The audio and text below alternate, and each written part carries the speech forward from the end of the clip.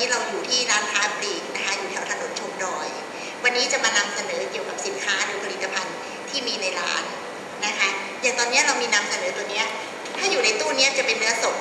ตัวนี้จะเป็นประเภทเนื้อลูกมะพร้าวตัวนี้ก็เหมาะสำหรับที่จะไปทำสเต็กก็ได้เป็นสเต็กราคาที่ไม่แพงมากนะคะแต่ว่าความนุ่มนั้นอาจจะรองจากพวกสันในหรือสันนอกมาซึ่งราคาตัวนี้ไม่แพงอยู่ประมาณ400 กว่าบาทเราสามารถจะใช้ตัวนี้ไปทำเนื้อผัดเนื้อแกงก็ได้ส่วนตัวที่จะดูตัวถัดไปตัวนี้เป็นเนื้อบดนี่ก็แล้วแต่ลูกค้าเลยใช้ประโยชน์ได้มากมายนะคะแต่เนื้อบดตัวที่เห็นตัวนี้เป็นเกรด A ก็คือไม่ได้ผสมมันถ้าเป็นเกรดเบอร์เกอร์เราจะมีการบดมันเพิ่มเข้าไปเพื่อให้มีความหอมของไขมันเวลาที่เราย่างส่วนเนื้อที่ห้อยด้านนี้พวกนี้ก็จะเป็นพวกเนื้อท็อปไซส์นะคะเนื้อท็อปไซส์ตัวนี้ก็เป็นเนื้อท็อปไซส์เหมือนกันสามารถใช้ประโยชน์ได้หลายอย่างก็คือเป็นเนื้อผัดเนื้อแกงเป็นเนื้อสเต็กพวกเปปเปอร์สเต็กก็ได้พวกที่ต้องราดซอสหรือเกรวี่ก็จะเป็นพวกนี้ส่วนด้านนี้ก็จะเป็นพวก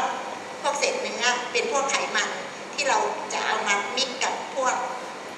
เนื้อบดเพื่อให้เนื้อมันมีความนุ่มและมีความฉ่ำของในส่วนของเฟลเวอร์ของเนื้อมากขึ้นไขมันของโคขุนนี่จะมีกลิ่นหอมมากเป็นส่วนที่มีความสำคัญนะคะเนื้อเนี่ยจะหอมหรือจะนุ่มก็อยู่ที่ไขมันตรงนี้ที่เราผสมขึ้นไปแต่โดยมากแล้วการผสมในเนื้อตรงนี้เนี่ยเราก็จะผสมไม่เกิน 30%เพราะในตัวเนื้อเนี่ยมันจะมีอยู่แล้วที่เคยคุยไปว่ามันเป็นตัว natural fat ซึ่งมันอยู่เป็นไขมันแทรกที่อยู่ตามเนื้อต่างๆเนี่ยมันมีอยู่แล้วนะคะเสร็จแล้วเรามาดูตัวถัดไปอันนี้เดี๋ยวตามมาด้านนี้นะคะ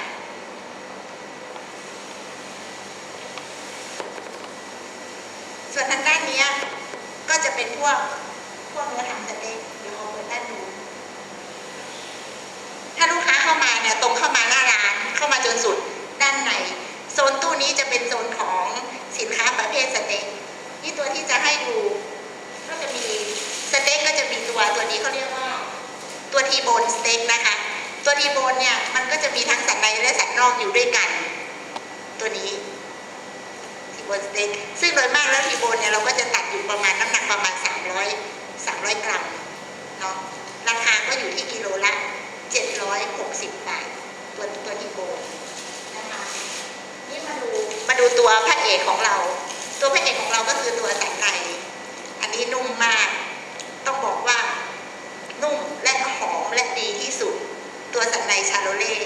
ตัวนี้ราคา 1,350 บาทโดยมากลูกค้าก็จะตัดอยู่ที่ประมาณ200 กรัมตัวนี้นะคะไขมันก็จะแทรกจนลายเป็นหินอ่อนเลยเขาเรียกว่ามาบริงตัวถัดมาตัวนี้เป็นพระเอกที่2ตัวนี้ก็คือตัวสันนอกชาโลเล่สังเกตว่าไขมันนี่จะลายเลยนะคะแล้วก็จะมีไขมันอยู่ข้างนอกนิดหน่อยเคลือบไว้อันนี้ตัวถัดมาอันนี้นางเอกที่3ก็คือตัวริบอายนี่สังเกตเลยนะคะไขมันแทรกเยอะมากตัวนี้เนาะหน้าก็กว้างมากเราตัดไซส์มาตรฐานก็คือความหนาอยู่ที่2 เซนน้ำหนักจะอยู่ที่250 กรัมตัวนี้ราคาถูกมากโลละ900 บาทหรือต่อ100 กรัมคือ90 บาทยังไม่ถึง100เลยอ่ะมันเป็นราคาที่เราแตะต้องได้อ่ะนะคะตัวนี้ส่วนตัวนี้เราเรียกว่า Eye of Lamb หรือบางคนเขาเรียกว่าสันในเทียมตัวนี้ราคาถูกมากอยู่ที่ราคาโลละ500 บาทสำหรับคนกินที่แบบฉันไม่ชอบอยากได้มันเยอะฉันอยากได้มันน้อยแล้วก็เนื้อจะมีความแน่นนิดหนึ่งก็จะเป็นตัว Eye of Lamb แล้วก็ตัวนี้หากินยากมากเขาเรียกว่าออสโซบูโกส่วนมากแล้วจะเป็นเมนูของอิตาลีเราใช้ทำประเภทประมาณว่าสตูข้างในตรงขาวๆเนี่ยนะคะที่เอานิ้วชี้ตรงเนี้ย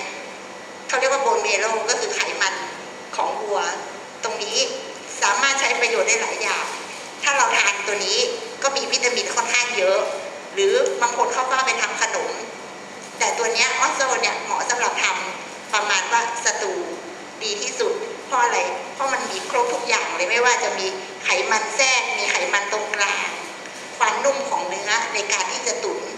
นานๆนะคะจะมีความยืดหยุ่นดีตัวนี้เขาเรียกว่าลังตัวเนื้อลังหรือตัวสันเอว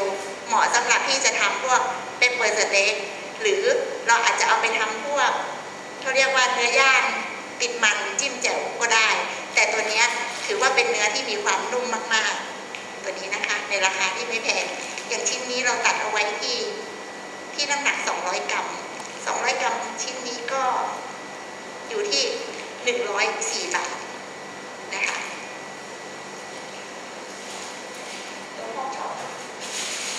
คือร้านเรานี่ไม่ได้มีแต่เนื้ออย่างเดียวเรามีพอกช็อปด้วยก็บอกว่าพอกช็อปของที่นี่การตัดนั้นจะเป็นสไตล์อเมริกันพอกช็อปและสังเกตว่าด้านล่างเนี่ยของเราตัดเนี่ยมันจะมี3 ชั้นติดมาด้วยและตรงนี้ที่เราเอาไปปรุงแล้วเนี่ยตัวพอกช็อปก็จะมีความนุ่มทานได้ทั้งหมดนะคะทานได้ทั้งหมดตรงที่เป็น3 ชั้นนี่ก็จะนุ่มมากตัวนี้พอกช็อปแล้วนอกเหนือจากตัวนี้ไปทางเราก็ยังมีตัวเขาเรียกว่าตัวเบอร์เกอร์แต่ว่าเบอร์เกอร์อันเนี้ยมันจะเป็นเบอร์เกอร์ตัวที่เป็นเบอร์เกอร์เนื้อเขาเรียกว่าเป็นอเมริกันสไตล์ก็คือเราจะไม่ปรุงแต่งใดๆด้วยเทสหรือรสชาติของมันนั้นจะมาจากเนื้อล้วนๆกับไขมัน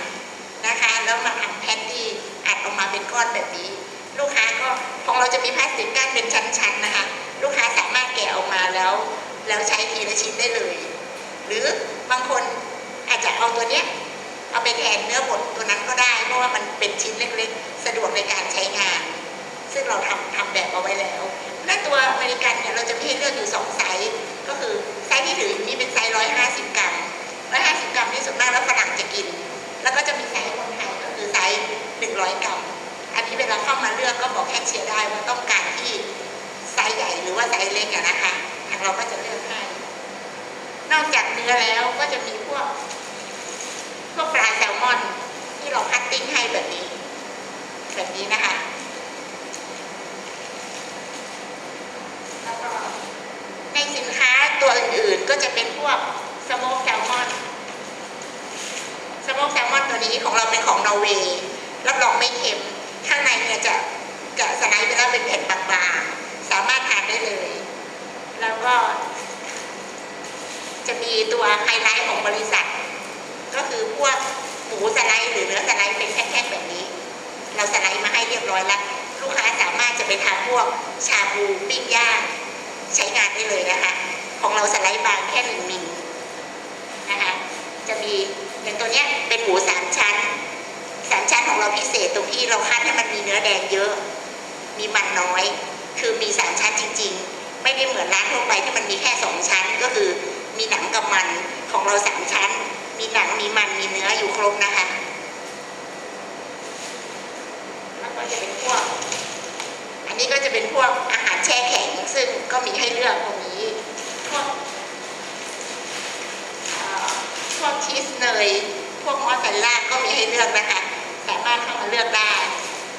อันนี้คือโปรดักต์ของบริษัทนะคะ